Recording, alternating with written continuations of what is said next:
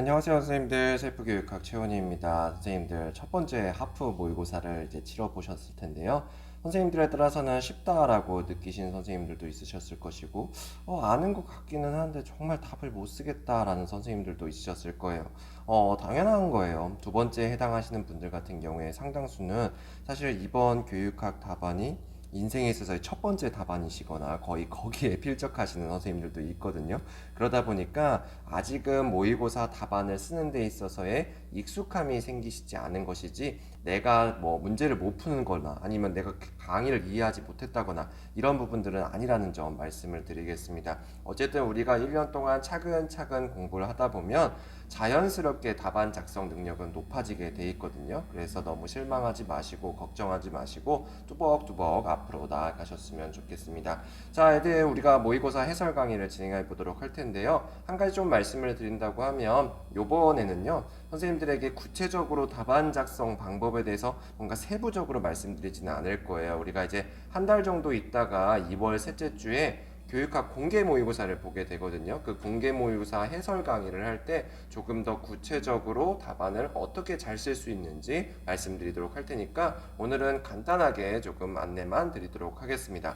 자, 이번 모의고사 같은 경우에 제가 핵심적으로 좀 생각했었던 거는 뭐였냐면, 여러분들이 교육 과정과 방법에서 가장 기본적인 내용들을 이해하고 있는가였었어요. 자, 여러분들 문제를 풀면서 느끼셨겠지만 제가 이제 교육 과정 하면 뭔가 떠올려야 되는 세 가지가 있다. 뭐 교과, 사회, 학습자 이런 부분들이 있고, 그다음에 교수 학습과 관련돼서는 물론 우리가 진도가 아직 많이 나가지는 않았지만 교수 설계를 했을 때 우리가 기본적으로 고려해야 되는 조건 변인, 방법 변인, 결과 변인 이런 것들이 있거든요. 사실 이게 가장 기본 오브 기본이라고 할 수 있어요. 그래서 선생님들이 그것에 대한 이해도가 충분히 있느냐 여부를 체크하고자 했습니다. 자, 그 다음에 이제 소주제 1과 소주제 2가 제가 컨셉을 조금 달리 했었는데요. 소주제 1 같은 경우에는 우리가 교육과정 유형에서의 차이점 이런 것들을 물어봤고, 교육과정을 재구성할 때 고려할 점을 써야 되는데 그것들을 왜 고려해야 되는지 이유와 함께 쓰라고 했어요. 결국에는 우리가 차이점, 그 다음에 뭐 고려할 점 이런 것들을 남들이 이해하게끔 쓰는 것이 핵심이었거든요. 결국엔 소주제 1은 논리적으로 답안을 작성하는 것이 핵심이었습니다. 자, 그 다음에 소주제 2 같은 경우에는 뭐 방법, 사례 이런 것들 쓰라고 했었어요. 그래서 우리가 소위 말해서 현장형 문제라고 하는 것들이었는데, 소주제 2는 남들이 보기에 이거 이렇게 하면 실제로 적용할 수 있겠구나라고 하는 구체성을 갖게 하는 것이 핵심이었다라고 이해하시면 될 것 같아요. 어떻게 보면 모든 답안은요, 논리적으로 쓰고 구체적으로 쓰는 것이 가장 핵심이거든요. 그래서 그것에 충실하게끔 선생님들이 답안을 썼는지를 확인하고자 했습니다. 자, 그러면 우리가 이제 문제를 한번 본격적으로 보도록 할게요. 이제 문제를 읽고 초안을 작성해 보도록 할 텐데, 선생님들에 따라서 초안을 꼭 작성해야 되나요? 라는 선생님들이 있어요. 자, 지금 단계에서 가급적이면 초안을 작성해 주세요. 왜냐하면 초안을 작성해야지만 실수를 안 해요. 실수를 줄이기 위함이에요. 그렇기 때문에 선생님들이 초안을 작성하는데 너무 오래 걸려요 뭐 이러시는 분들이 있는데, 차츰차츰 연습하시면 됩니다. 그러다 보면 초안 작성 시간도 되게 빨라지고요. 만약에 내가 시험에 임박했는데도 불구하고 초안 작성이 너무 오래 걸린다, 그럼 그때 포기해도 돼요. 그래서 선생님 시험을 포기라는 게 아니라 초안 작성을 안 하고 바로 문제로 풀어도 됩니다. 어쨌든 지금 이제 우리가 이제 막 시작 단계에서는 가급적이면 초안을 작성하는 것을 바라겠습니다. 자, 그럼 이제 문제를 읽어보도록 할 텐데, 문제를 딱 받아보면 선생님들이 가장 위에 있는, 이제 저는 이제 대주제라고 말씀을 드리거든요. 요 위에 단을 이제 대주제라고 말씀을 드립니다. 대주제를 읽고 그 다음에 지문을 읽고 그 다음에 이제 밑에 있는 배점에 있는 소주제를 읽는 경우가 있는데요. 저 같은 경우에는 먼저 대주제를 보고 그 다음에 바로 지문을 보는 것이 아니라 소주제부터 확인을 합니다. 대주제 보고 소주제를 보면서 초안에 대한 기본적인 밑그림을 잡아가거든요. 도대체 이번 시험에서는 어떤 주제로 무엇을 물어보고 있는가를 확인하는 것이 지금 단계에서 해야 될 일들이라고 할 수가 있어요. 자, 그럼 우리가 문제를 받아봤을 때 어떻게 하면 되냐? 먼저 한번 첫 번째 읽어보겠죠. 다음은 땡땡교육청 신규교사 연수 후에 연수교사와 신규교사가 나눈 대화의 일부이다. 여러분들 내년에 신규교사 연수에 꼭 참석하시길 바라겠습니다. 자, 이 내용을 읽고 교실 수업을 개선하기 위한 교사의 실천적인 노력이라는 주제, 이게 바로 대주제예요. 대주제, 뭐 또는 저는 큰 주제라고도 얘기를 합니다. 대주제의 큰 주제가 나왔고 우리가 교육 과정, 교육 방법을 구성 요소로 해서 답을 써봐라 라는 것이었습니다. 교육 과정, 교육 방법 이게 소위 말해서 우리 문제에서 이번에 나오는 세부 파트다라고 볼 수가 있습니다. 자, 이렇게 큰 주제를 읽었으면 큰 주제와 관련되는 것들을 초안에다가 빠르게 한번 잡아보는 거예요. 어떻게 작성을 하시면 되냐면 요 정도죠. 가장 위에다가 대주제를 씁니다. 대주제를 천천히 써보면서 오늘은 교실 수업 개선과 관련돼서 교사의 노력을 물어보는구나 라는 것들을 한번 스캐닝을 한번 해주시면 되는 거예요. 자, 그 다음에 우리가 서본결을 갖추라고 했습니다. 그렇기 때문에 서결을 가장 위와 가장 아래에 두고 중간에다가 적당한 여백이라고 할까요? 이렇게 이런 범위를 두면서 교육 과정, 교육 방법 이렇게 써놓는 거예요. 왜냐하면 나중에 여기다가 살을 붙여 나갈 거거든요. 그래서 적당한 간격으로 해주시면 될 것 같습니다. 이렇게 초안의 기본 틀을 한번 잡아보는 거예요. 초안에 대한 기본 틀을 잡아왔으면 바로 지문을 보는 것이 아니라 도대체 이번 시험에서는 문제에서 뭘 물어보고 있는지를 확인해 주셨으면 좋겠습니다. 그러니까 배점 밑에 있는 세부 문항들을 보는 거예요. 저는 이거를 이제 소주제라고 말씀을 드려요. 자, 소주제 또는 이제 세부 문항이 되겠죠. 자, 우리가 뭐가 나왔는지 한번 보는 겁니다. 연수교사가 언급한 두 가지 교육과정 유형이 있나 봐요. 뭔가 있겠죠. 그래서 그 언급한 두 가지 교육과정 유형이 갖는 차이점을 쓰는 건데 결국에는 요번에 묻는 것이 차이점이에요. 묻는 것. 근데 그냥 차이점을 쓰라는 것이 아니라 교육 목표와 방법의 측면에서 각각 한 가지예요. 결국에는 두 가지 교육과정 유형이 뭔지는 모르겠습니다. A, B가 있겠지. 근데 교육 목표에서의 둘 간의 차이점 하나씩 써주시면 되겠고 교육 목표에서 A, B. 그 다음에 교육 방법 측면에서 A, B 이렇게 써주시면 아주 간단한 거예요. 자, 그 다음에 이제 두 번째가 나옵니다. 교육과정을 재구성하려고 하는데 교사가 고려해야 될 점 두 가지를 교사가 고려해야 될 점 두 가지가 직접적으로 묻는 거예요. 근데 그냥 이것만 쓰는 것이 아니라 도대체 이거 왜 고려해야 됩니까? 서로 다른 이유와 함께 제시하세요. 자, 그러면 우리가 고려해야 될 점, 고려할 점과 이 고려할 점들을 왜 해야 되는지 이유를 두 가지를 이렇게 써주시면 되는 겁니다. 자, 제가 지금 이렇게 써놨던 이런 그림들을 이제는 초안, 아까 우리가 썼었던 초안의 기본 틀에다가 간단하게 써보는 거예요. 도대체 문제에서 무엇을 물어보고 있는가를 정리하는 것이라고 할 수 있겠죠. 자, 그러면 아까 우리가 이제 초안의 기본 틀에다가 이제 교육 과정에서 무엇을 물어보고 있는지 두 가지 또는 세부적으로 또 무엇들을 물어보고 있는지를 한번 써보는 겁니다. 아마 요 정도 용도로 쓸 수가 있겠죠. 교육과정 유형상의 차이점, 그다음에 교육과정을 재구성할 때 고려할 점을 이유와 함께 쓰세요. 이렇게 해주시면 돼요. 자, 만약에 내가 써야 될 것들이 조금은 헷갈린다라고 보면 옆에다가 이렇게 두 가지 이렇게 써놓든지 아니면 요렇게 써주시면 될 것 같아요. 자, 사실은 문제를 이제 소주제를 보면서도 답이 나오는 경우들이 있어요. 물론 첫 번째 이 교육과정 유형의 차이점은 언급한 게 무엇인지 좀 봐야 되겠지만 교육과정 재구성 시 교사의 고려할 점, 채원이가 교과 사회 학습자를 강조했으니까 분명 그걸 써야 되는구나 라고 문제도 다 읽지 않고 여기다가 답을 쓰시는 경우가 있는데 그것들은 굉장히 위험합니다. 왜냐하면 지문에 어떤 것들이 나올지 모르기 때문에 우리가 문제만 읽고 답을 쓰는 것들은 반드시 피해 주셔야 돼요. 그래서 선생님들이 야, 이거 답일 것 같아, 이게 답인 것 같다라는 확신이 든다 하더라도 꼭 지문을 보셨으면 좋겠어요. 자, 일단 기본적으로 교육과정에선 이걸 물어봤습니다. 그럼 교육 방법에서 물어보고 있는 것들을 확인해 봐야 되겠죠. 자, 두 번째 소주제를 보도록 할게요. 연수교사가 수업 설계 시에 강조한 요인 뭔가 있나 봐요. 연수교사가 이게 강조됩니다 라고 얘기를 했을 거예요. 그것들을 확인하기 위해 신규 교사가 실행할 수 있는 구체적인 방법 두 가지입니다. 설계 시에 강조한 요인 이런 것들을 확인하기 위해서 우리가 실천할 수 있는 구체적인 방법을 쓰시면 될 것 같고요. 자, 두 번째, 신규 교사가 수업의 성과를 확인하고자 한대요. 그때 활용할 수 있는 구체적인 평가 지표의 예시 두 가지예요. 자, 평가 지표예요. 자, 선생님들 이제 평가 지표 또는 기준 이런 것들이 나오게 되면 뭐뭐였는지 여부, 그러니까 실제로 이걸 가지고 평가를 할 수 있어야 되거든요. 그래서 이렇게 쓰시거나 뭐뭐를 기준으로 한다, 이런 것들을 답에서 쓰신다고 하면 조금 더 명확하게 답이 보일 수가 있어요. 사실 요번에 제가 지금 채점을 진행하다 보니까 선생님들이 이 구체적인 평가 지표의 예시를 쓰라는 거에 있어서 그냥 구체적인 평가 방법을 쓰시거나 이런 경우들이 너무나 많았거든요. 그래서 이번 시험에서는 요 구체적 평가 지표의 예시가 일종의 좀 변별력 있는, 우리가 이제 킥이다 변별도가 높은 문항이었던 것 같습니다. 그래서 사실은 그렇게 예상하고 낸 문제였었어요. 그래서 선생님들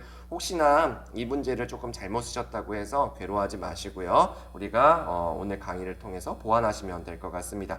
자, 어쨌든 문제에서 물어본 거 신규 교사가 실행할 수 있는 방법하고 구체적인 평가 지표의 예시였어요. 그럼 역시나 또 초안에다가 우리가 초안의 기본 틀을 잡아봤으면 거기다가 밑그림을 한번 그려봐야 되겠죠. 교육 방법에 있어서 우리가 물론 여기서는 써놨지만 교사가 실행할 수 있는 구체적인 방법이었을 거예요. 구체적인 방법. 그 다음에 수업을 평가했을 때, 수업 성과를 확인할 때 구체적인 평가 지표 이렇게 씁니다. 역시나 뭐 두 가지 이렇게 써주시면 되겠죠. 자, 그런 다음에 우리가 이제는 해야 될 일이 뭐냐? 지문을 보면서 내가 파악했던 문제에다가 답을 써나가야 되겠죠. 결국에는 이 흰바탕 요 부분에 답을 채워가는 과정이 있어야 돼요. 답을 실제로 쓰는 과정들을 우리가 진행하시면 될 것 같아요. 자, 그러면 한번 우리가 답을 한번 보도록 합시다. 문제를 한번 같이 한번 풀어보도록 할게요.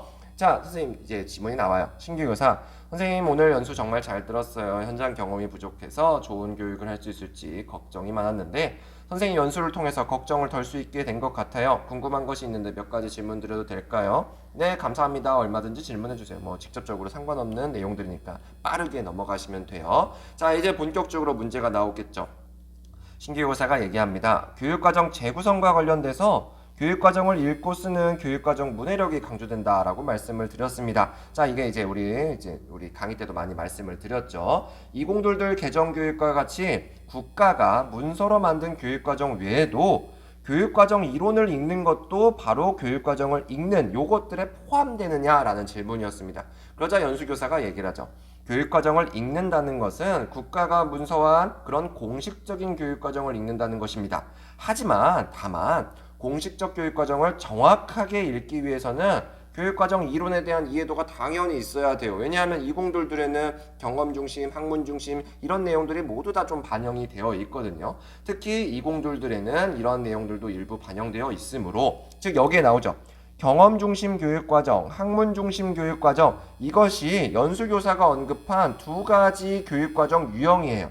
교육과정을 정확하게 읽기 위해서는 이 두 교육과정을 충분히 이해하고 어떤 부분이 2022에 나타나고 있는지 확인할 수 있어야 됩니다 라고 얘기를 하고 있어요. 그럼 결국에는 연수교사가 언급한 두 가지 교육과정은 경험 중심과 학문 중심 교육과정이었고 그럼 우리가 문제에서 묻는 것들을 제대로 쓴다라고 하면 둘 간의 차이점을 교육 목표하고 교육 방법 측면에서 하나씩 써주면 되는 것이다 라고 볼 수가 있습니다.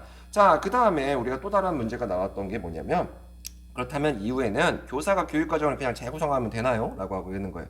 네, 다만 교사가 자유롭게 교육과정을 재구성한다는 것이 교사 마음대로 교육과정을 바꾼다는 건 아니에요. 우리가 강조하고 있죠. 교육과정에 있어서 교사에게 자율권을 주고 있지만 그렇다고 해서 마음대로 하는 거 아닙니다. 자, 어떻게 해야 되느냐? 교육과정 재구성도 공교육의 목적을 달성하기 위한 것임을 잊지 않으셔야 됩니다 라고 하고 있습니다. 자, 공교육의 목적 우리가 한번 생각을 해보죠. 공교육의 목적 같은 경우에는 학습자를 개별 맞춤형 인재로 성장시키면서 사회에서 필요로 하는 인재로 성장시켜 나갈 거예요. 근데 그렇다고 해서 아무거나 가르칠 것이 아니라 공식적 교육과정에 부합하게 그런 인재를 육성해 줘야 됩니다. 결국에 우리가 이런 과정 속에서 교과, 사회, 학습자 이런 부분들을 고려한다라고 써주시면 될 것 같습니다. 자, 그럼 우리가 아까 썼었던 초안에 대한 밑그림에다가 살을 붙여 나가는 것이겠죠. 교육과정에 있어서의 차이점 아까 우리가 교육 목표하고 교육 방법상에 있어서의 차이점을 쓰라고 했어요. 근데 경험 중심하고 학문 중심이 있으니까 여기다가 써주면 되겠죠. 교육 과정, 경험 중심 교육 과정에서의 교육 목표 뭐예요? 학생의 흥미와 관심을 고려하는 거예요. 이러면 틀린다고 얘기했었죠. 흥미와 관심을 고려할 겁니다. 근데 거기서 그치는 것이 아니라 우리가 뭐 하는 거냐? 계속해서 논리적인 교과에 점차 접근하게 하는 거예요. 아이들의 계속적인 성장, 전인적인 성장 이런 것들을 도모하는 것이 경험 중심 교육 과정의 목적이다라고 했었고 학문 중심 교육과정도 지식의 구조를 발견하게 하는 것이 목적인데 궁극적인 목적이라고 하는 것은 학습자의 지력 개발이 되겠죠. 똑똑하게 만드는 거예요. 지력 개발. 지력 향상 다 괜찮습니다. 자, 이런 경험 중심 교육 과정에서의 주된 교육 방법들 굉장히 많다라고 말씀을 드렸죠. 학생 활동 중심의 수업이면 사실은 거의 대부분이 경험 중심 교육 과정에 따르는 교육 방법이다라고 볼 수 있겠고, 자, 브루노가 학문 중심 교육 과정과 관련돼서 제시한 교육 방법이 있었습니다. 그래서 그것들은 조금 외워달라고 말씀을 드렸죠. 바로 발견 학습이었었어요. 그래서 이런 부분들을 선생님들이 답에서 충실히 써주시면 될 것 같아요. 자, 그 다음에 이제 고려할 점도 마찬가지죠. 우리가 고려할 점, 국가 교육과정과 조금 부합해줘야 됩니다. 그렇기 때문에 우리는 교과의 중요한 내용들을 우리 가르쳐야 될 것이고, 그 다음에 학습자를 개별 맞춤형 인재로 성장시켜야 되기 때문에 학습자를 고려해야 될 거예요. 그 다음에 우리가 사회에서 필요로 하는 인재로 키워나가기 위해서는 사회적인 요소를 고려해야 되는데, 그냥 단순하게 교과, 사회, 학습자 이런 것이 아니라 교과에 있어서 우리가 정확하게 무엇을 고려해야 되느냐? 바로 성취 기준을 고려해야 되겠죠. 성취 기준을 고려해야 되겠고, 학습자를 고려한다는 게 뭐예요? 학습자의 특성, 물론 학습자의 머리하고 마음입니다. 인지적인 부분과 정의적인 부분일 것이고요. 사회를 고려한다는 거 뭐예요? 사회, 이념, 인재상 이런 것들이 있겠죠. 그래서 이런 것들을 고려하는 것입니다. 이게 바로 구체적인 고려 사항들인데, 이러한 것들을 우리가 고려해야 되는 이유가 뭐예요? 교과의 성취 기준을 고려하는 이유가 뭡니까? 무엇을 하기 위한 거예요? 국가교육과정과의 통일성, 일관성을 확보하기 위한 겁니다. 자, 또 학습자의 특성을 고려하는 이유 뭐예요? 학습자 맞춤형 교육을 위한 거죠. 학습자 수준에 맞는 교육을 실천하기 위한 거예요. 자, 사회의 이념, 사회의 인재상들 이런 것들 왜 고려해야 됩니까? 사회에서 필요로 하는 인재로 성장시키기 위해서.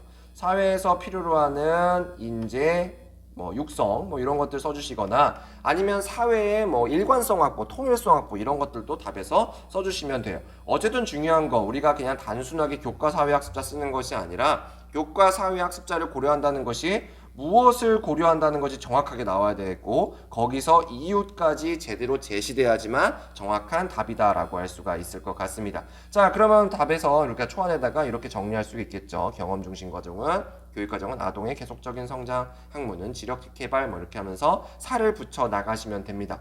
내 초안에다가 이 정도 형태 우리가 써주시면 되는 거예요. 자, 그 다음에 이어서 문제 푸도록 합시다. 자, 잘 알겠습니다. 교육과정을 재구성했으면 애들 맞춤형 수업을 진행해야 된다고 말씀해 주셨는데요. 제가 특별히 신경 써야 될 것은 무엇입니까? 아까 연수에서도 말씀드렸지만 질 좋은 수업을 위해서는 단순히 수업을 진행하는 것에만 신경을 쓰기보다는 수업을 체계적으로 준비하고 수업 이후에는 나의 수업을 반성하는 것이 중요합니다 라고 강조하고 있네요. 특히나 학생 맞춤형 수업을 위해서 수업 설계 시에 뭐 해야 되냐고 학습자 특성 요인을 확인하는 것이 그 무엇보다도 가장 중요해요 라고 얘기를 하고 있어요. 자, 학습자 특성 요인을 확인하는 것을 이분은 강조하고 있는 것이죠. 그러면 결국에는 우리가 요게 문제에서 물어보는 부분이라고 할 수 있겠고, 그러나 최근에 우리 교육청에서는 수업 성찰과 같은 수업 평가 활동이 강조되고 있는데 수업이 끝난 이후 간단하게라도 내 수업을 성찰하는 것을 신경 써주셨으면 좋겠어요. 선생님께서 수업 성찰 시에 활용할 수 있는 지표를 제 카페에 올려두었으니까 참고해 주시면 됩니다. 정말 감사드려요. 선생님 덕분에 정말 많은 것들을 알 수 있었습니다 라고 얘기를 하고 있네요. 자, 그러면 우리가 이제 답을 한번 써봐야 될 텐데 초안에다가 또 살을 붙여봐야 될 텐데요. 학습자, 그러면 이 연수교사가 가장 강조한 것은 학습자 특성 요인을 확인하는 거였어요. 그렇기 때문에 학습자를 분석하는 방법을 답에서 써줘야 됩니다. 학습자를 분석하는 방법, 크게 학습자의 머리, 학습자의 마음이라고 말씀을 드렸어요. 머리는 우리가 고상한 말로 인지적인 측면, 마음은 고상한 말로 정의적인 측면이라고 하겠죠. 자, 물론 여기에 대해서 또래 환경, 가정환경 이런 것들도 써주시면 되는데 가장 기본적으로는 우리가 이런 부분들 생각해 주시면 될 것 같습니다. 자, 머리의 측면, 학습자의 수준을 파악하는 거예요. 어떤 방법을 통해서? 지필, 진단, 평가를 통해서 확인하는 것이 가장 심플하겠죠. 자, 또 다른 거, 마음, 정의적인 거 뭐가 있어요? 동기, 그 다음에 열정? 이런 걸 들어갈까요? 이런 것들은 어떤 방식을 통해서 우리가 확인할 수 있어요? 관찰과 면담이라고 교육부에서 아싸리 정해줬습니다. 관찰과 면담을 통해서 학습자가 가지고 있는 동기나 열정 이런 부분들을 확인하시면 될 것 같아요. 자, 그 다음에 우리가 이제 수업을 성찰하는 데 있어서 구체적인 평가 지표를 마련해야 되는데 지문에 그 어떤 것들도 없습니다. 그러면 내가 한 수업에서 이 수업이 효과적이었냐 효과적이지 않았느냐 이런 것들이 괜찮았냐 안 괜찮았냐 이런 것들을 내가 한번 반성하고 싶단 말이에요. 그러면 여러분들은 어떠한 기준을 가지고 반성하겠어요? 이거는 결국에는 내 수업을 하는 데 있어서의 평가 기준을 물어보는 거였단 말이에요. 어떤 것들이 있어요? 내 수업이 목표 달성에 부합했는지, 자, 그 다음에 또 어떤 것들이 있어요? 애들한테 만족감을 줬는지, 애들에게 만족감 주었는지. 자, 또 다른 거 어떻게 됐어요? 제 시간에 끝냈는지요. 이런 것들이 있잖아요. 어렵게 생각하지 맙시다. 우리 그냥 한 번만 생각해 보는 거예요. 근데 여기에다가 명칭을 붙인 게 누구였어요? 라이겔루스였잖아요. 라이겔루스가 교수 학습의 3대 변인이라고 하면서 조건 변인, 방법 변인, 결과 변인 또는 이제 성과 변인이라고 하고 그런 결과 변인에 있어서 효과성, 효율성, 매력성, 안정성 이런 것들을 얘기했는데 목표 달성에 부합했는지가 바로 효과성이에요. 애들에게 만족감을 주는지가 매력성이고요. 그 다음에 제 시간에 끝났는지, 그러니까 우리가 시간과 노력이 적절했는지 이런 것들은 효율성이라고 얘기할 수가 있겠죠. 결국에는 우리가 구체적인 평가지표 이런 것들을 공부가 어느 정도 되신 분들은 이거 라이겔루스 얘기하는 거구나 라고 하면서 쉽게 써줄 수가 있는데 라이겔루스를 언급하지 않으면 틀리느냐? 당연히 그건 아니죠. 만약에 라이겔루스를 물어보고 싶었으면 문제에다가 라이겔루스라고 분명하게 제시했을 텐데 여기선 그런 거 아니잖아요. 그렇기 때문에 선생님들이 여기 나와 있는 왼쪽에 제가 표시한 이 부분만 답에서 정확하게만 써주셔도 답으로 충분히 인정될 수가 있습니다. 자, 그럼 역시나 우리가 교육 방법에 있어서의 초안, 이 정도 형태로 초안을 작성할 수가 있겠죠. 자, 그래서 제가 지금 이렇게 초안을 이제 완성을 시켜놨는데 물론 실제로 내가 답안에서 쓸 때는 초안지에다가 이 정도로 구체적으로 쓰지는 않아요. 그냥 성장, 계속 성장 이렇게 해서 나만 알 수 있는 용어로 쓰면 되겠죠. 왜냐하면 우리가 초안 가지고 채점을 하는 건 아니기 때문이에요. 그렇기 때문에 선생님들이 알 수 있는 만큼 써주시면 되는데 중요한 거는 뭐냐면 문제에서 요구하는 것들을 잊지 않고 잘 써주셔야 됩니다. 그래서 선생님들이 이런 초안들 나중에 우리 20점 만점짜리 그 답안으로 봤을 때 20분 안쪽으로 초안을 써주시면 좋거든요. 물론 15분 내로 쓰는 것이 가장 베스트긴 하겠지만 어쨌든 우리가 초안은 20분을 넘지 않도록 써주셔야 됩니다. 그래야지만 소주제 하나당 10분씩 이렇게 써주실 수가 있는 거예요. 자, 그러면 이제 구체적인 답안을 한번 보도록 하겠습니다. 자, 이제 서론부터 한번 보도록 할 텐데 여러분들이 이제 오늘 답안을 보면서 선생님들이 역시나 처음이다 보니까 서론 쓰는 게 어려워요 라는 선생님들도 있었어요. 맞아요. 서론 쓰는 게 은근히 부담됩니다. 첫 시작을 어떻게 해나갈지 잘 모르거든요. 그래서 서론을 쓰는 것이 좀 어려우신 선생님들이 있는데 지금 걱정하지 마세요. 우리가 나중에 좀 모의고사 이렇게 몇 번 보다 보면 자연스럽게 써내려갈 수가 있습니다. 서론에 들어가야 될 것들 딱 두 가지만 기억해 주시면 되는데요.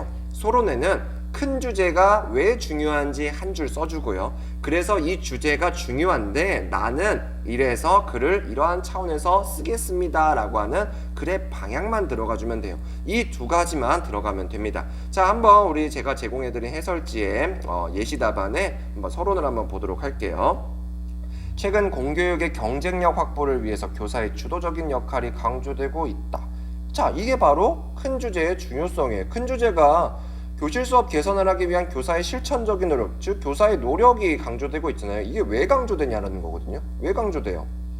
우리가 공교육 경쟁력 확보를 하기 위해서 그냥 교사는 수동적인 교사가 아니라 주도적이고 자율적인 교사가 될 것을 요구하고 있습니다. 그런 것들을 이렇게 간단하게 써주는 겁니다. 뭔가 딥하게 써줄 필요 없어요. 우리가 그러니까 서론에다가 막 그 중요성을 쓰라고 하니까 3-4줄 막 이렇게 쓰시는 분들이 있거든요. 근데 그냥 간단하게 공교육 경쟁력 확보하기 위해서 교사의 실천적인 노력이 강조되고 있습니다.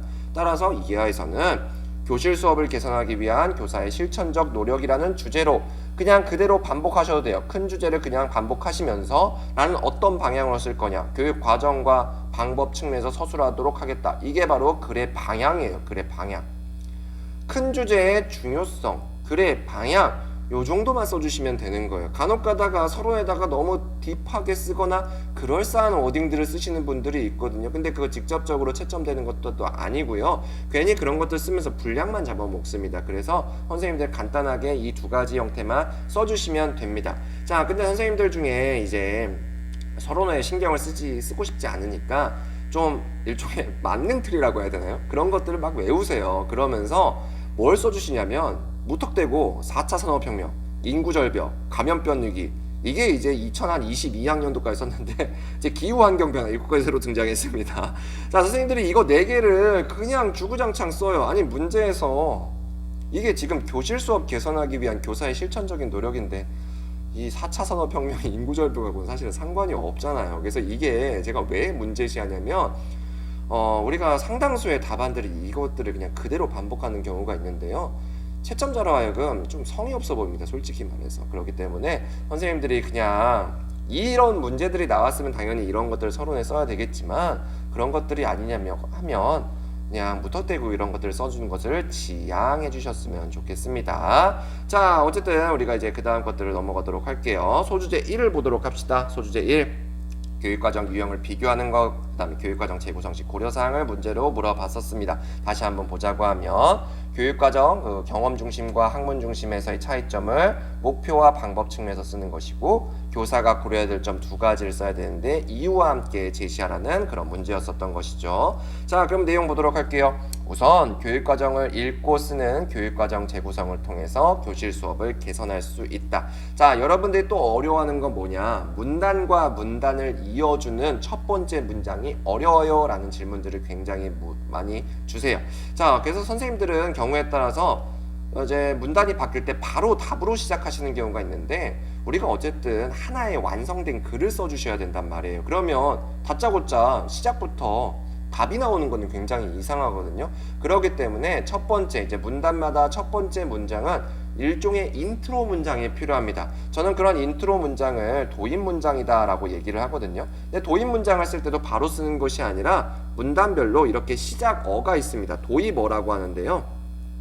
우선, 다음으로, 이어서, 마지막으로, 우선, 먼저, 이런 것들을 써주는 거예요. 자, 이런 것들을 써주면 그래도 내가 글의 연결성을 확보했다라고 하는 것들을 제시할 수가 있거든요. 근데 도입어를 쓰라고 했는데 첫째, 둘째를 써주시는 경우들도 있어요. 근데 솔직히 말하면 이거는 바람직하지 않아요. 왜냐하면 여기서 첫째를 썼다라고 봅시다. 그러면 뒤에서 나오다가 또 첫째가 나오고 또 둘째가 나오고 막 이래요. 그러니까 글이 되게 이상해지거든요. 그렇기 때문에 첫째, 둘째로 시작하는 것보다는 우선, 먼저, 다음으로, 이어서 이런 것들과 같이 시작해 주시면 될 것 같아요. 자, 그 다음에 이제 도입 문장을 쓰는 게 조금 어렵다라고 하시는 분들이 있는데 이것들도 지금 단계에서 걱정하실 것은 아닙니다. 기본적으로 어떻게 주시면 되냐면 소주제를 통해서 큰 주제를 실천할 수 있다. 이게 가장 기본이기는 해요. 물론 문제마다 조금씩은 다르긴 하겠죠.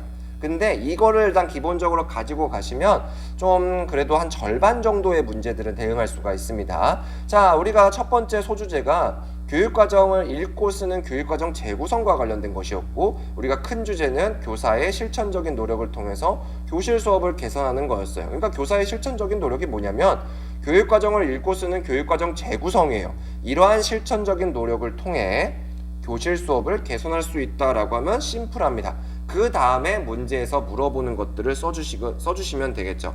다만 여러분들이 문제에서 물어보는 것들을 이제 써주실 때는 가급적이면 문제에서 물어보는 것들을 그냥 그대로 보여주셨으면 좋겠습니다. 자, 보도록 할게요. 연수교사는 교육과정을 읽기 위해 경험과 학문 중심 교육과정을 이해할 것을 강조하는데 자, 연수교사가 강조한 교육과정 2가지 유형이 뭔지 일단은 제시해주고 두 교육과정 유형의 차이점은 다음과 같다라고 하면서 저 이제 답을 쓸 거예요 라고 보여주는 거예요. 자, 이런 것들이 들어가주면 뭐가 좋냐면요, 선생님들도 일단 답을 쓰기 전에 한번 마음을 좀 정리할 수가 있습니다. 그 다음에 이런 걸 쓰면서 보다 더 좋은 답안을 쓸 수도 있거든요. 그러니까 내가 초안에는 A, B, C를 썼는데 이렇게 쓰면서 A보단 A 다시가 좀 낫지 않을까 라고 하면서 조금씩은 바꿀 수가 있어요. 뭔가 엄청나게 바꾸라는 것이 아니라 조금씩 바꿔나가시면 됩니다. 자, 어쨌든 두 교육과정 유형의 차이점을 쓰시면 되는데 우리가 2가지 이상을 물어보는 문제 답안에서는 반드시 첫째, 둘째, 셋째를 써주셨으면 좋겠어요. 그래야지만 답이 잘 보여요. 우리가 논술형 답안 그렇게 뭐 엄청나게 그럴싸한 미사여구가 화려한 답안을 쓰는 게 아니라 채점자가 잘 볼 수 있게 내가 쓴 답을 잘 발견할 수 있게끔 쓰는 것이 핵심이거든요. 그렇기 때문에 2개 이상을 물어보면 첫째, 둘째 이렇게 써주셔야 됩니다. 간혹가다 뭐뭐가 있고 뭐뭐가 있다라고 쓰시는 분들이 있는데 솔직히 답이 잘 안 보여요. 그리고 그게 뭉뚱그려서 하나처럼 보일 때가 있거든요. 그래서 이렇게 첫째하고 둘째를 나누셨으면 좋겠습니다. 자, 교육과정 유형의 차이점을 우리는 뭐와 뭐의 측면에서 쓰라고 했어요? 목표와 방법 측면에서 쓰라고 했습니다. 첫 번째, 교육 목표 측면에서는 어떻습니까? 경험 중심 교육과정은 아동의 흥미와 관심을 고려한 교육을 통한 아동의 계속적 성장을 목표로 하는데, 학문 중심 교육과정은 학습자가 스스로 지식의 구조를 발견하도록 하면서 지력을 향상시키는 것을 목표로 합니다 라고 분명하게 비교하고 있어요. 목표 측면에서 경험 중심은 이렇고 학문 중심은 이렇습니다. 아주 담백하게 쓰면 되는 거예요. 되게 뭔가 그럴싸하게 쓰는 것이 아니라 문제에서 물어보는 것들을 충실히 써주시면 되겠죠. 자, 두 번째 이제 교육 방법 측면을 보도록 할게요. 역시나 똑같이 쓰는 거죠. 교육 방법 측면에서 경험 중심 교육과정은 학생 활동 중심의 수업을 강조합니다. 학문 중심 교육과정은 학습자가 문제를 인식하고 가설을 설정 검증 일반화하는 발견 학습을 강조합니다. 자, 내가 그냥 답에서 교육 방법에서 경험 중심은 활동 중심의 수업 강조하고요, 학문 중심에선 발견 학습 강조합니다 라고 써도 되지만, 자, 내가 그래도 공부한 게 많단 말이에요. 그러면 이것에 대해서 간단하게 좀 설명해 주면 어떨까요? 체험, 실험 등 학생활동 중심의 수업이요, 가설을 설정 검증 일반화는 발견 학습이요. 이러면 설득력이 높아져요. 설득력이 굉장히 높아질 수밖에 없습니다. 그래서 선생님들이 그냥 명칭만 띡띡 던지지 마시고요, 어느 정도 간단하게 수식어의 형태로 설명하는 이런 방식들이 가장 좋아요. 그래서 이렇게 선생님들이 답을 써 내려가셨으면 좋겠어요. 자, 그 다음 것들을 이어서 보도록 할게요. 우리가 교육과정 재구성 시 교사가 고려해야 될 점을 이유와 함께 제시하라고 했습니다. 그러면 고려해야 될 점 2가지니까 첫째, 둘째로 나눴는데 그냥 고려할 점만 띡 던지지 마시고 이유와 함께 써주시면 될 것 같아요. 자, 한편 연수교사가 교육과정을 재구성을 할 때 공교육의 목적 달성을 강조하고 있어요.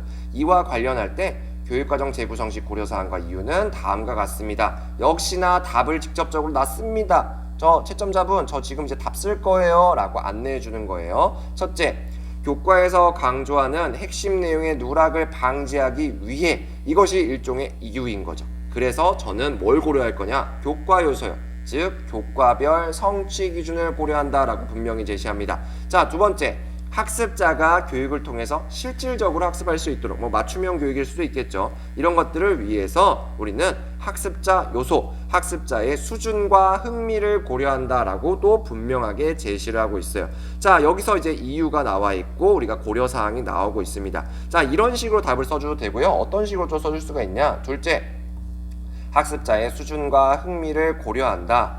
왜냐하면 뭐뭐이기 때문이다. 자, 이유를 물어봤잖아요. 이유를 물어봤으니까 이런 식으로 써주셔도 됩니다. 사실은 조금은 이게 이렇게 써도 된다고 약간 초딩 같지 않아? 약간 이런 말들을 하시는 경우들도 있어요. 근데 선생님들, 우리가 답을 분명하게 보여줘야 됩니다. 그렇기 때문에 뭐 이유라고 하면 이유는 뭐뭐이다 라든지 왜냐하면 뭐뭐 때문이다, 이렇게 분명하게 제시해 주는 것이 굉장히 바람직해요. 근데 지금 저처럼 이렇게 뭐뭐 하기 위해 뭐뭐 할 수 있도록 이렇게 써줘도 충분히 이해할 수가 있으니까 선생님들이 편하신 대로 답을 써주시면 될 것 같아요. 자, 우리가 이제 소주제 1과 관련돼서 이제 보충 설명 말씀을 간단하게 드리도록 하겠습니다. 자, 우리 이제 일순항 열심히 들어주시면서 교과 중심, 경험 중심, 학문 중심, 인간 중심, 이제 플러스에서 역량 중심까지 열심히 외워주고 계실 거예요. 근데 제가 어떤 교육과정 유형이든지 제가 뭐로 정리하라고 했어요? 목표, 내용, 방법, 평가예요. 각각에서 하나씩만 정리해 주시면 그것이 바로 그 교육과정 유형의 특징이 될 것이고, 그리고 그 특징으로 말미암아 우리는 장단점을 도출할 수가 있습니다. 교과 중심 교육과정 문화 전통을 전수할 겁니다. 과거로부터 내려오는 문화 전통의 전수기 때문에 우리가 그것을 알면 뭐가 좋아지냐? 이성과 합리성이 개발이 될 거예요. 자, 경험 중심은 계속적인 성장, 그 다음에 학문 중심은 지력 향상, 그 다음에 인간 중심은 제가 자아 실현 일단 외워달라고 말씀을 드렸죠. 자, 역량 중심 같은 경우에 교육 목적, 뭐 역량의 함양이겠죠. 이 사회에서 필요한 역량의 함양일 거예요. 자, 그 다음에 우리가 이제 교육 과정, 이제 교육 내용과 관련돼서 교과 중심에서는 문화유산, 경험 중심은 삶 그 자체, 학문 중심에서는 지식의 구조와 관련된 구체적인 사례, 예시가 될 겁니다. 그 다음에 인간 중심에서는 정말 다양해요. 이런 것들이 교육 내용이 될 텐데 교육 내용을 우리가 조직하는 각각의 방법들이 있다라고 말씀을 드렸죠. 교과 중심에서는 분과형, 상관형, 광역형이 있고 그 사이에 우리가 일종의 과도기의 형태로 융합형이 있다라고 말씀드렸습니다. 이거 분명하게 고개념을 가지고 계신 분들은 수정해 나가셔야 돼요. 경험 중심 같은 경우에는 활동형, 생성형, 중액형이 있는데 학습자와 교사가 함께 만들어가는 어떤 유형이 강조된다고요? 바로 생성형이 강조된다라고 말씀을 드렸습니다. 학문 중심 교육과정 같은 경우에는 우리가 나선형의 형태로 교육과정을 조직한다라는 거 꼭 기억해 주시고요. 인간 중심 같은 경우에는 공식적인 것뿐만 아니라 잠재적인 것 이런 것들까지 폭넓게 고려한다라고 보시면 될 것 같아요. 자, 방법에 있어서 교과 중심 문화유산을 우리가 전달해야 돼요. 그렇기 때문에 교사 중심의 강의법이 주된 형태로 들어가겠고 경험 중심에서는 우리가 학습자가 활동하는 모든 활동들 이런 것들이 주로 들어가게 됩니다. 학문 중심에서는 발견 학습이었고요. 인간 중심에서는 전인적인 교육 이런 것들이 우리가 주된 교육 방법이다라고 볼 수가 있습니다. 자, 그다음에 이제 평가 부분에 있어서는 우리가 여기서는 주로 이제 다루지는 않죠. 우리가 교육 평가 파트에서 주로 다루는데 교과 중심에서는 아무래도 지필 평가를 할 것이고요. 경험 중심에서는 과정 중심 평가, 수행 평가를 할 겁니다. 학문 중심에서는 이러한 것들이 모두 다 진행이 될 거예요. 자, 장단점 우리가 특징 이미 지금 앞에서 나왔죠. 목표하고 내용, 방법 뭐 평가에서 나왔기 때문에 선생님들 장단점 외우지 말라고 말씀을 드렸습니다. 특징을 바탕으로 한 번만 생각해 주시면 되는 문제예요. 그리고 여기 나와 있는 장단점은 선생님들이 생각하는 데 있어서 내가 생각한 것이 맞는지 여부로만 우리가 봐주시면 될 것 같습니다. 자, 그 다음에 우리 교육과정의 3대 요소 교과, 사회, 학습자 이 세 가지는 죽었다 깨나도 선생님들이 무조건 암기해 주셔야 돼요. 제가 만든 거 아니라고 말씀을 드렸습니다. 이미 타일러도 얘기를 했었고요. 뭐 드레이크도 사실은 이런 부분에서 얘기를 했었던 것들이죠. 그래서 이런 것들 우리가 교육과정 하면 뭔가 교육과정과 관련된 고려사항, 고려 요소가 나오면 그냥 밑도 끝도 없이 일단은 교과 사회 학습자를 떠올려 주세요. 그 다음에 문제를 보면서 지문을 보면서 어떤 것들이 적절할 건지 취사 선택하시면 됩니다.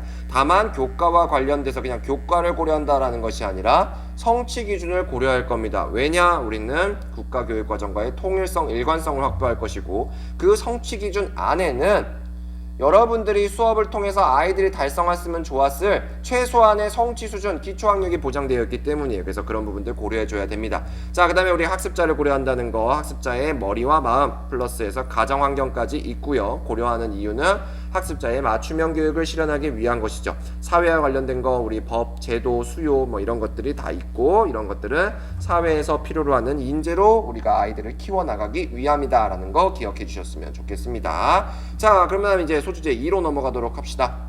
소주제 2 학습자 특성을 분석하는 방법과 교수학습의 성과 변인을 물어보는 문제였었습니다. 자, 우리가 이제 문제를 봤을 때 연수교사가 수업 설계 시 강조한 요인은 학습자 특성 요인이었고 그러면서 우리가 이런 것들을 확인하는 구체적인 방법을 물어본 것이었습니다. 자, 그래서 이제 지문 답을 보면요. 다음으로 자, 역시나 이게 일종의 도입어예요. 도입어. 다음으로 교수활동을 계획하고 평가하는 과정 이게 바로 실천적인 노력이죠. 실천적인 이런 노력을 통해서 우리는 교실 수업을 개선할 수 있다. 큰 주제. 자, 어느 정도 이제 감이 오시는 분들이 있을 거예요. 소주제를 통해서 대주제를 달성할 거다. 이게 가장 기본적인 도입 문장을 쓰는 겁니다. 자, 연수교사는 무엇을 강조했냐? 연수교사는 애들 맞춤형 수업을 위해서 학습자 특성 요인을 확인할 것을 강조하고 있습니다. 이를 확인하기 위한 구체적인 방법은 다음과 같다. 역시나 답을 저 이제 쓸 겁니다. 봐주세요. 첫 번째, 지필 진단 평가를 통해서 학습자의 현재 수준을 파악한다. 둘째, 관찰과 면담을 통해서 애들의 흥미와 동기 수준을 파악한다. 자, 한 줄로 나와 있지만 굉장히 구체적으로 쓰여 있어요. 자, 구체적으로 쓰는 거. 구체적 작성한다는 것은 뭐냐면 막 예시를 쓰라고 하고 두 가지, 세 가지, 그 다음에 막 두 줄, 세 줄 쓰라는 것이 아니에요. 구체적 작성의 핵심은요, 내가 어떤 것들을 달성해야 되는지 목적이 분명해야 돼요. 목적. 그리고 이 목적 달성을 위한 수단이 분명해야 됩니다. 한 문장 안에 목적과 수단이 분명하게 제시되어 있으면 그것은 구체적인 답안이에요. 자, 다시 한번 보도록 할게요. 지필, 진단, 평가를 통해. 이게 수단이죠. 툴. 그래서 나는 뭐 할 겁니까? 애들의 현재 수준을 파악할 거예요. 자, 이게 목적이죠. 한 줄로 딱 정리가 잘 되어 있잖아요. 두 번째도 마찬가지입니다. 관찰과 면담이 툴, 그다음에 흥미와 동기 수준 파악이 꼴이에요. 여러분들이 구체적으로 작성하는 거, 이 툴과 꼴을 기억하시면 사실은 어느 정도 구체성 면에서 확보가 된다라는 말씀을 드릴 수가 있을 것 같아요. 자, 이번에 이제 또 다른 문제 보도록 할게요. 신규 교사가 수업의 성과를 확인할 때 활용할 수 있는 구체적인 평가 지표의 예시였었죠. 그래서 기준 뭐 이런 것들이라고 말씀을 드렸습니다. 자, 보도록 합시다. 한편 수업의 질 개선을 위해 교실 수업을 평가하는 것이 필요한데 교실 수업 평가 시 활용할 수 있는 구체적 평가 지표는 다음과 같다. 자, 첫 번째, 효과성 측면에서 교실 수업이 당초 계획한 목적 달성에 부합했는지 확인한다. 둘째, 매력성 측면에서 애들이 적극적으로 참여했는지 수업에 만족감을 느꼈는지 확인한다. 저는 강사잖아요. 그리고 저는 라이길루스가 누군지 알고 있습니다. 그리고 이제 출제자잖아요. 그러다 보니까 여기서 지식 자랑 한번 해본 거예요. 효과성, 효율성, 매력성을 써봤는데 사실 이거 안 써주셔도 돼요. 우리가 중요한 건 뭐냐면 내가 실제로 수업을 평가할 때 나의 평가 지표, 평가 기준은 뭡니까? 라고 하면서 나오는 이 뒤에 있는 내용들이 더 중요하다라고 볼 수가 있어요. 그래서 선생님들이 만약에 지표, 기준 이런 것들이 문제에서 나오면 아까도 말씀드렸듯이 뭐뭐 했는지 여부 아니면 뭐뭐를 기준으로 한다. 이렇게 분명하게 제시해 주는 거 기억해 주시기를 바라겠습니다. 자, 말 나온 김에 우리 교수학습의 3대 변인 보도록 할게요. 자, 학습자 특성 변인을 우리가 보라고 했잖아요. 그것은 라이길루스가 얘기했었던 조건 변인에 해당하게 됩니다. 이 조건 변인의 핵심 뭐냐? 교수 설계자 또는 교사가 수업을 설계하는 데 있어서 통제가 불가능한 거예요. 그냥 받아들일 수밖에 없는 겁니다. 교과 내용의 기본적인 특성, 자, 교과 내용별로 있는 지식의 구조, 교사가 못 바꾸죠. 그죠? 못 바꿉니다. 그 다음에 교과의 목표, 사실은 이걸 좀 예전이라고 했었죠. 물론 지금은 목표를 어느 정도 바꿀 수 있다라고 얘기했었지만 이거 예전이에요. 예전 이론이잖아요. 그러다 보니까 교과의 목표를 그냥 그대로 따라야 된다. 타일러가 얘기했었던 그 구체적인 목표를 따라야 된다라고 얘기했기 때문에 조건 변인에 반영이 돼 있다라고 말씀을 드립니다. 그 다음에 정말 중요한 거, 애들 특성이죠. 애들 특성. 물론 장기적으로 보면 애들의 수준과 흥미 이런 것들을 높일 수 있겠지만 우리가 교수 설계라는 그 순간 그 자체에는 학습자의 특성들을 통제하기가 어렵습니다. 자, 그 다음에 네 번째, 시설과 관련된 환경적인 요인들이 있다라고 말씀을 드렸어요. 자, 그래서 우리가 이제 기출됐었던 거죠. 원격 수업 시에 고려될 조건 변인이 뭐냐? 학습자의 특성, 애들이 그러할 만한 뭐 흥미나 수준이 부합하는지 자기주도성이 있는지 이런 것들 고려해야 될 것이고요. 그 다음에 우리가 원격 수업 하려고 보면 시설 등이 세팅되어 있어야 되잖아요. 그래서 그런 부분들도 우리가 고려해야 된다라는 거 이해해 주시면 될 것 같습니다.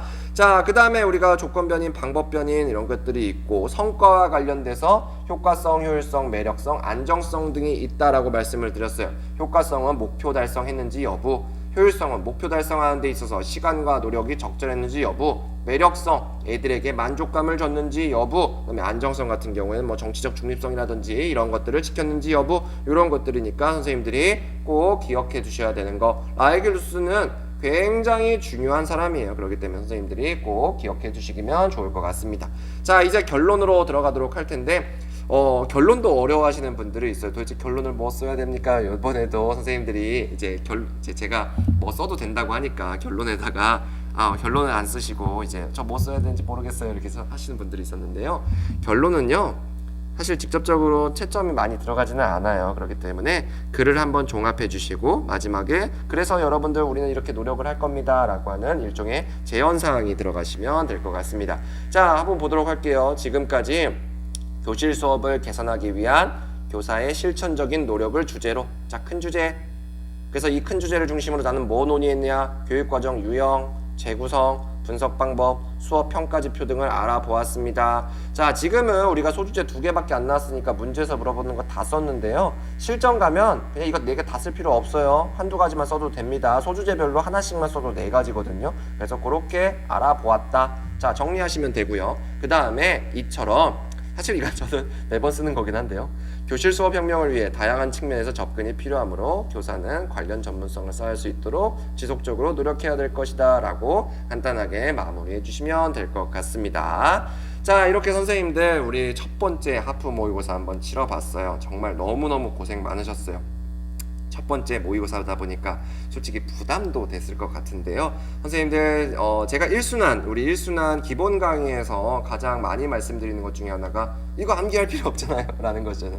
그래서 그 말이 뭐냐면 선생님들이 1순환이 어떻게 보면 지금 선생님들 대학교 1학년이라고 생각했으면 좋겠어요.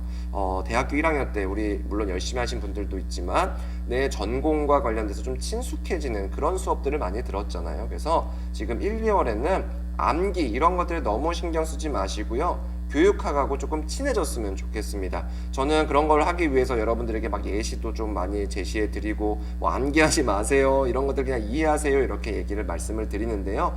암기는 3, 4월, 5, 6월 달에 해도 늦지 않아요. 오히려 그때 해야지 망각이 발생하지 않습니다. 그렇기 때문에 우리 1순환 때는 교육학하고 친해지는 그런 시간들을 가졌으면 좋겠네요. 정말 고생 많으셨고요. 우리 이제 다음 시간에 또 뵙도록 하겠습니다. 감사합니다.